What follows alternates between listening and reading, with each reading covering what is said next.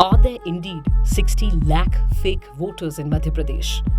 The Congress party's claim is being probed by the Election Commission.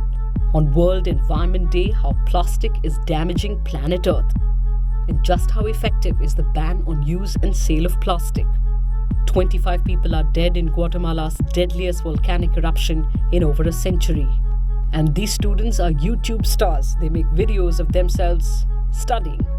It's Tuesday, June 5th.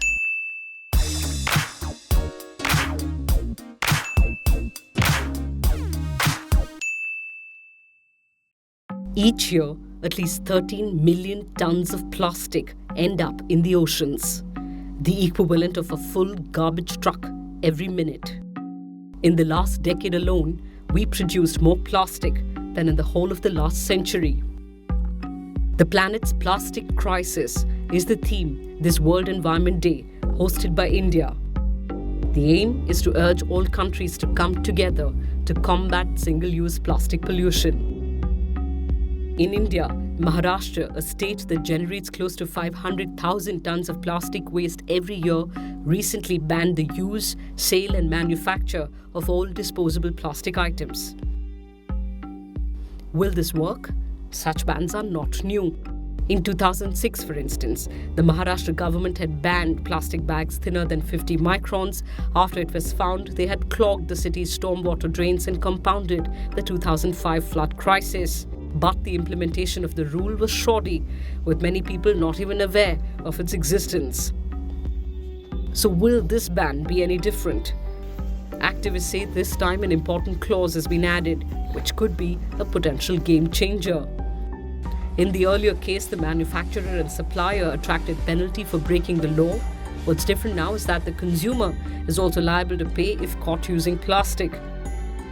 Also, consumers will be charged an additional 1 rupee for a mineral water bottle and 50 paise for a milk packet, which can be reimbursed if returned. Packaging used in medicines, garbage disposal and nurseries has been exempted from this ban. There are some caveats, however. The ban does not include packaged plastic used in retail products, which, according to the 2016 notification on plastic waste management rules, had put the onus of collecting back the plastic waste generated by its products on retail brands. The country generates 15,000 tons of plastic waste every day, of which 6,000 tons remains uncollected. Experts also believe it won't be enough to put in place a ban without providing for alternatives to plastic.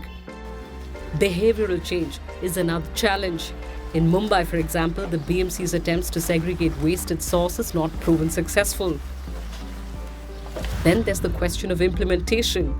Even though the bill empowers a range of government officials to enforce the ban, it will be difficult to police a city with 18 million residents, leave alone a state. Karnataka, where a similar ban has been in place for the past 2 years, has only seen a marginal dip in the total plastic waste output. Blanket bans on plastic bags do work, as is the case in countries like Rwanda, the cleanest country in Africa. But the reason there could be the stringent enforcement under an authoritarian government. Plastic manufacturers in Maharashtra believe the ban will give a raw deal to the 4 lakh workers employed by the industry. So while it will take a lot more than just a ban to fix the problem, it's certainly a step in the right direction. 12% of voters in Madhya Pradesh are fake, as per the Congress party. The Election Commission has begun an investigation after the Congress submitted these lists that seemingly show cases of individuals with multiple voter registrations in the rolls published by the Election Commission on the 1st of January this year. In one case, the Congress claimed a woman resident of Betul was registered under 26 different names with the same picture at the same polling booth. The Election Commission team will submit its report on Thursday. Madhya Pradesh goes to the polls in November. अभी हमारी meeting चुनाव आयोग से हुई है। हमने उनको उदाहरण सहित बताया है। लगभग 60 लाख फर्जी वोटर्स की सूची हुई। ये पूरी तरह से प्रायोजित भाजपा सरकार के द्वारा है। ये कैसे संभव हो सकता है कि 10 साल में 24% आबादी बढ़े, लेकिन मतदाता सूची में 40% मतदाता बढ़ जाएं। Consuelo Hernandez survived, but she doesn't think others were as lucky. Over 25 people were killed and nearly 300 injured in Guatemala after the Fuego volcano erupted on Sunday. 40 kilometers from the capital, Fuego, meaning fire in Spanish, is one of Central America's most active volcanoes, with eruptions dating back to 1531. This eruption was the worst in 40 years. 1.7 million people have been affected by the eruption, where thick lava flowed into homes and a 10-kilometer-high ash plume showered the city in ash. Thousands of people have been evacuated and a state of emergency has been called. People have been asked to wear air masks and the city's airport has been closed. Every year, about 60 volcanoes erupt. According to the BBC, about 2,000 people have been killed by volcanoes since the year 2000. At present, about 800 million people live within 100 kilometers of active volcanoes, constantly exposed to lethal volcanic hazards. Of these, about 200 million are in Indonesia. As populations continue to grow, even more people will set up home close to one of the world's 1,500 active volcanoes across 81 countries. In volcanic zones, the hazard is not from lava, which travels very slowly, allowing ample time for people to move away.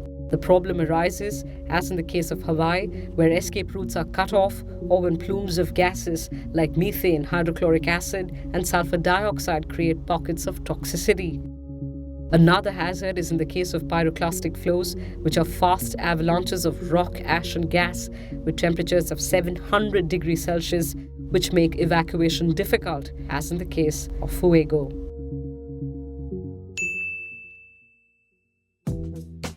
Yes, this is footage of people studying, but they're not just students. They are Study With Me video stars. Jamie Lee of the Strive to Fit is all about navigating med school in America.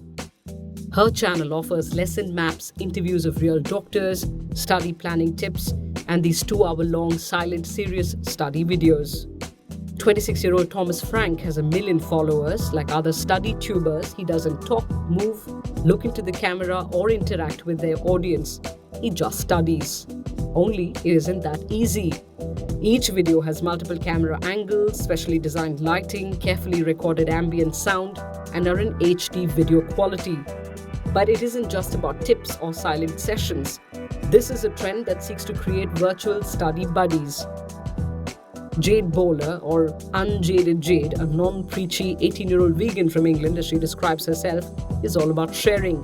Jade selected her A-levels on video, opened her Oxford application response online, and cried au natural on camera, and has filmed hours of her day, even her shower routine. Is she popular? She has an agent to handle her promotions. Yes, like other YouTubers, even these study tubers earn quite the sum from YouTube and sponsors, simply doing their homework online. And there's scope for growth. Views of these videos tripled in 2017 from the previous year. But somewhere these videos aren't just about insanely aesthetic notes. They're also motivation for an increasingly pressurized student community from around the world who are finding it increasingly hard to study by themselves or are socially antagonized as nerds. It's also about being alone, about replacing real-life study buddies with pre-recorded virtual humans on YouTube. But when did study get this demotivating or this lonely? Think about that, and we'll see you back here tomorrow.